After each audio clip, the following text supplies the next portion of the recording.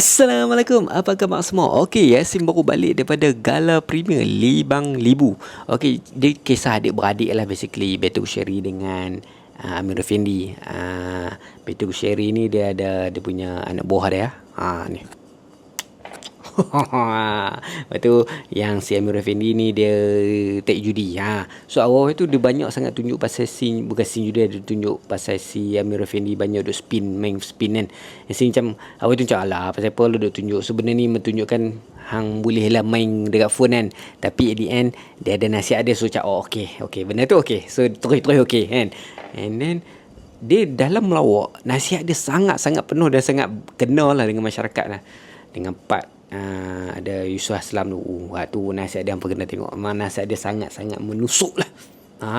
Even orang apa-apa kerja pun, memang nasihat dia sangat-sangat dalam, deep. And then part dua orang walaupun tu, Kodi dengan Syazwan, melengkapi lah.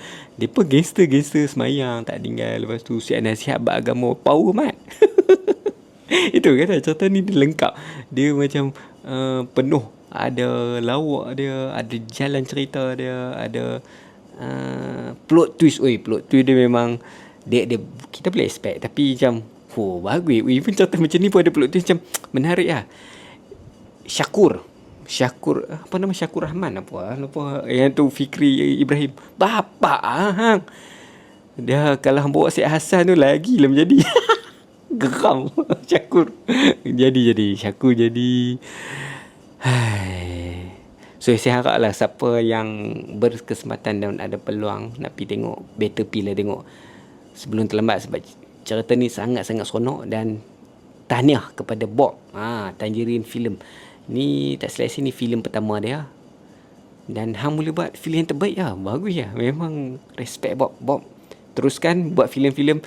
Hopefully ada filem yang kedua. Hopefully, saya harap sangat-sangat.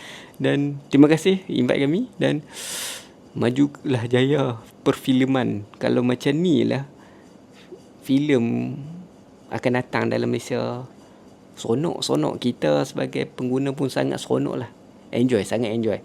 Hampir sana basically hang tinggal otak, hang bawa diri, hang enjoy sampai habis. Serius, memang scene Nabila Huda awal-awal tu pun bodoh lah. Memang banyak kali senjata habis spoiler, tapi saya tak mau spoiler.